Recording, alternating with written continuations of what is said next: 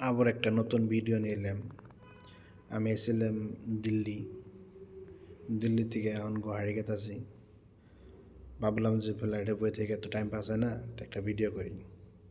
তা আমারও বহুত ফ্রেন্ড ফলোয়ার্স আছে, তারা কমেন্ট করে যে ভাই কোন জায়গায় আছেন, একটা ভিডিও ছেড়ে দেন। তো ভাবলাম যে ফ্লাইটে বই টাইম পাস হয় না, যে ফ্লাইটের উপরের থেকে নিচের ভিউটা দিলাম দেখি। তো আপনারা আশা করি আপনারা ভিডিওটা দেখবেন, ভিডিওটা ভালো লাগবো। ভিডিওটা আপনারা দেখতে থাকেন। ভিডিওটা ভালো লাগলে লাইক করবেন, কমেন্ট করবেন, শেয়ার করবেন। আমার একটা ইউটিউব চ্যানেল আছে জাহিদুল খান, একটা ফেসবুক পেজ আছে জাহিদুল খান, আপনারা ভিজিট করবেন। আশা করি ভালো লাগবো। আপনারা উপরের থেকে ভিউটা দেখেন, কি সুন্দর ভিউ। ফ্লাইটের দিকে নিচের দিকে বিল্ডিংটা দেখলে মনে হয় একদম পিঁপড়ের বাচ্চা মতন, এত ছোটো ছোটো দেখা যায়। আর ফ্ল্যাটে উপর দিকে ফ্ল্যাট যায় না, দাঁড়ায় রয়েছে কিছু, দিশা পাওয়া যায় না। একদম লাহে লাহে দিশা পাওয়া যায় না। দিল্লি থেকে গুয়াহাটি যেতে 2 ঘন্টা 40 মিনিট লাগবো। 2 ঘন্টা 40 মিনিট তো আপনার উপরে তো মোবাইল তো নেটওয়ার্ক টাওয়ার তো কিচ্ছু পায় না, টাইম পাস হয় না। ভাবলাম যে একটা ভিডিও বানাই। ভিডিও ভিডিও বানালে তাও ফ্রেন্ড ফলোয়ার্স দিতে পারবো বা টাইম পাসও হবো। তো চলুন আপনারা ভিডিওটা দেখতে থাকুন, আশা করি ভিডিওটা ভালো হবো। লাইক কমেন্ট শেয়ার করেন।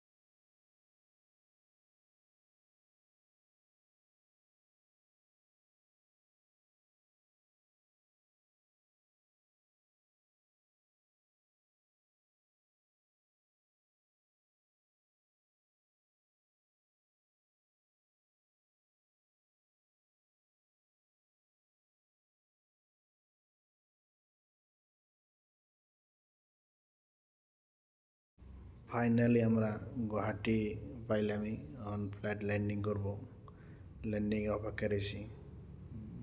ফ্লাইটে বয়ে থাকতে থাকতে পিঠ ব্যথা হয়ে গেছে গা, কী আর কমু।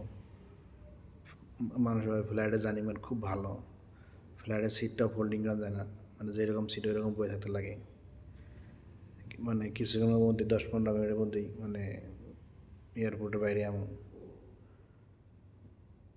ভিডিওটা আপনারা দেখতে থাকেন, নামার পর দেখবেন ফ্লাইটটা কত স্পিড যায়, মানে উপর থেকে তো স্পিড মানে অনুমান করা যায় না।